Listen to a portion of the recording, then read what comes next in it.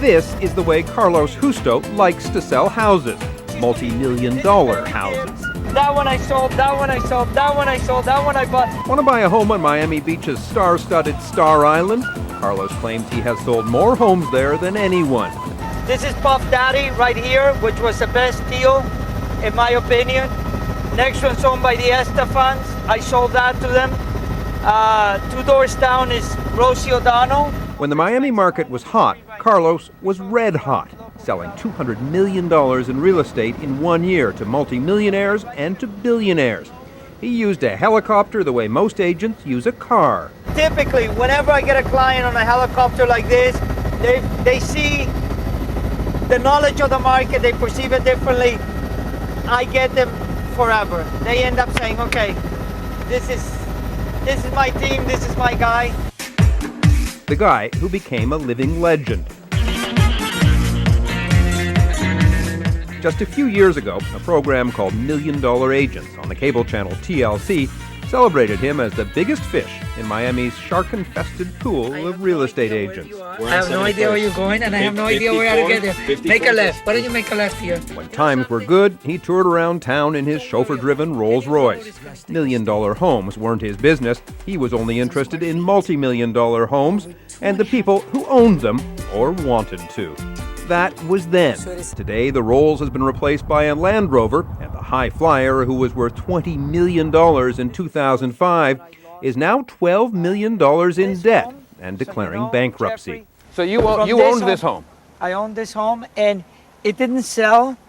We did the renovation. It didn't sell for about 6-7 months. In better times, home was this $7 million Miami mansion. When the market tanked, Carlos could no longer afford the taxes, $135,000 a year, and the mortgage. And how much did you lose in the process? Over $2 million, like 2.7. This one is gone. He still owns 5 homes, all facing foreclosure. How many homes did you own? I don't know, 12. 12 homes.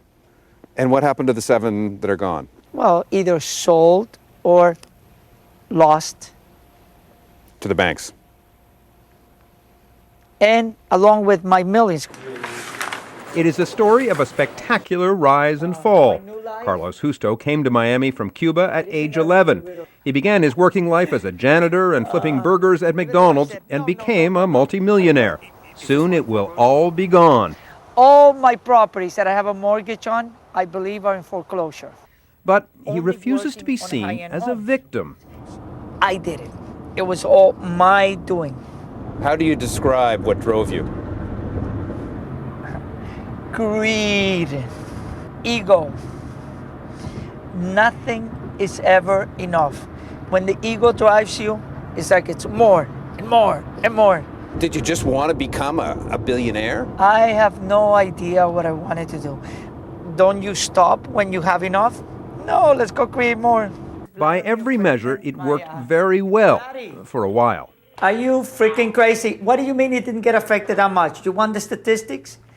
The number of sales are probably down 80%, and on some markets, they're probably down 50% in value. Today, he is scrambling to keep his business alive and his head above water as bankruptcy court looms and 12 lawsuits threaten to sink him. My business is basically selling real estate, and I decided to become an investor.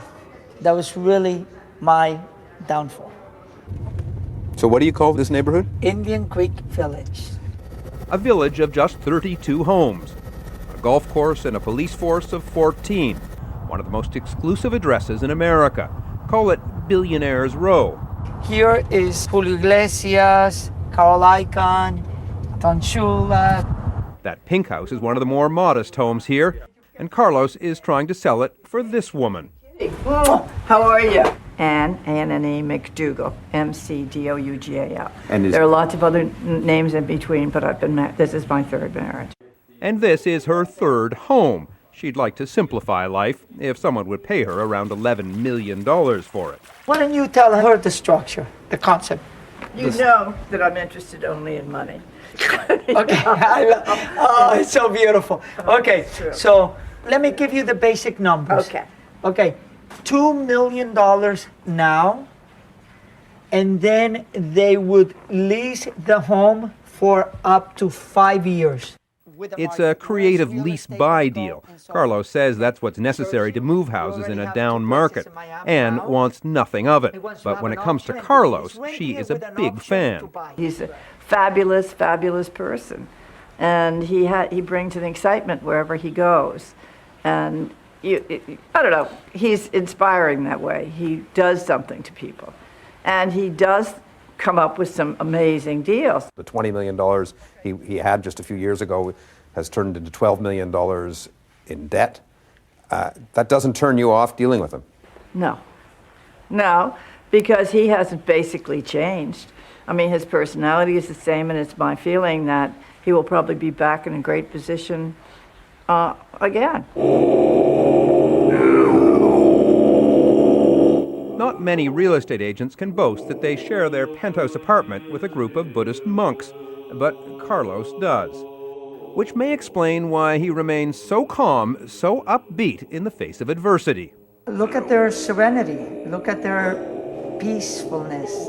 No matter what it is, they're so fulfilled and satisfied with like nothing.